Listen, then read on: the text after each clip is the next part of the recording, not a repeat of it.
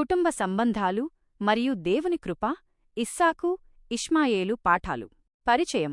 ప్రియమైన సోదరీ సోదరులారా, ఈరోజు మనం బైబిల్ చరిత్రలోని ఒక కీలకమైన ఘట్టాన్ని ధ్యానించుకుందాం. ఇది కేవలం ఇద్దరు పిల్లల కథ కాదు, ఇది దేవుని వాగ్దానానికి, మానవ బలహీనతలకు మరియు దేవుని అపారమైన కృపకు మధ్య జరిగిన ఒక గొప్ప పాఠం. 1. వాగ్దాన ఫలితం. సంతోష సమయం. అబ్రహాము, శారాల వృద్ధాప్యంలో దేవుడు తన వాగ్దానాన్ని నెరవేర్చాడు.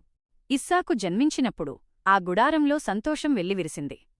ఇస్సాకు అంటే నవ్వు అని అర్థం. దేవుడు మన జీవితాల్లో అసాధ్యమైన వాటిని సాధ్యం చేసినప్పుడు కలిగే ఆనందమది. నేటి కాలంలో కూడా మనం దేవుని వాగ్దానాల కోసం ఓపికగా ఎదురుచూడాలని ఈ ఘట్టం నేర్పుతోంది. 2. అసూయ అనే విషబీజం. సంతోషం ఉన్నచోటే సమస్య కూడా మొదలైంది. ఇస్సాకు ఎదుగుతున్న క్రమంలో పెద్ద కుమారుడైన ఇష్మాయేలులో అసూయ ప్రవేశించింది. చిన్న తమ్ముడిని చూసి సంతోషించాల్సింది పోయి హేళన చేయడం ప్రారంభించాడు. ఇష్మాయేలు ఆలోచనంతా ఆస్తి మరియు వారసత్వం మీదనే ఉంది. నేటి అన్వయం. నేటి సమాజంలో కూడా ఆస్తిపాస్తుల కోసం, హోదాల కోసం తోబుట్టువుల మధ్య అసూయ, ద్వేషాలు పెరిగిపోతున్నాయి. హృదయంలో పాపం ఉన్నప్పుడు మనుషులు ఒకరినొకరు నొప్పించుకుంటారు. అందుకే మనం, దేవా, అందరినీ ప్రేమించే హృదయాన్ని ప్రసాదించు అని ప్రార్థించాలి. 3. కఠినమైన నిర్ణయం. దేవుని ప్రణాళిక. శారా కోరిక మేరకు హాగరును, ఇష్మాయేలును పంపివేయాల్సి వచ్చినప్పుడు అబ్రహాము ఎంతో వ్యధచెందాడు. కాని దేవుడు అబ్రహాముతో మాట్లాడుతూ, శారా మాట విను, ఇష్మాయేలును నేను ఆశీర్వదిస్తాను, కాని వాగ్దానపుత్రుడు ఇస్సాకు మాత్రమే అని సెలవిచ్చాడు. జీవితంలో కొన్నిసార్లు మనకిష్టం లేకపోయినా దేవుని చిత్తం కోసం కొన్నిటిని వదిలిపెట్టాల్సి వస్తుంది. మనకు బాధ కలిగించినా దేవుని మాట వినడమే మనకు క్షేమకరం. 4.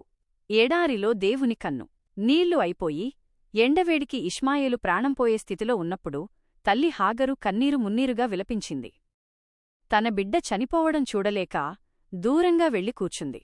కాని ఆకాశము నుండి దేవుని స్వరం వినిపించింది.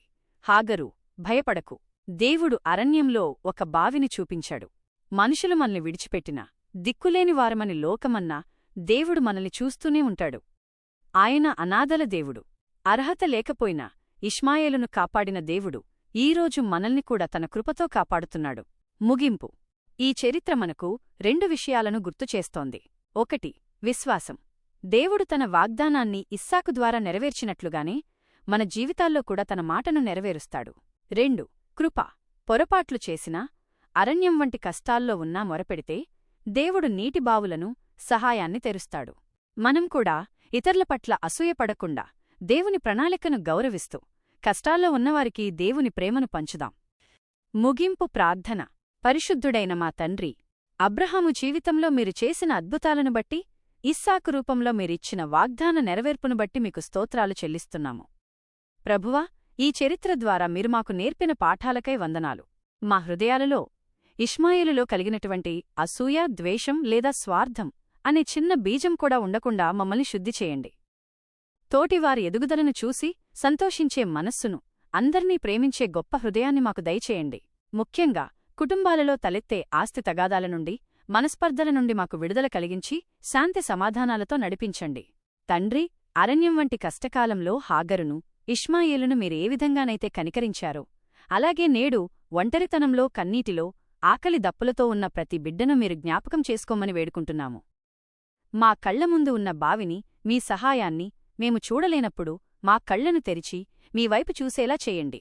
మేము అర్హులము కాకపోయినా మీ కృపతో మమ్మల్ని కాపాడుతున్నందుకు మీకు కృతజ్ఞతలు. మా జీవితాలను మీ వాగ్దానానికి అనుగుణంగా మలుచుకోవడానికి సహాయం చేయండి. మా ప్రార్థనలు ఆలకించి మమ్మల్ని దీవించమని మా ప్రభువును, రక్షకుడైన యేసు క్రీస్తు నామమున అడిగి వేడుకొంటున్నాము తండ్రి. ఆమెన్.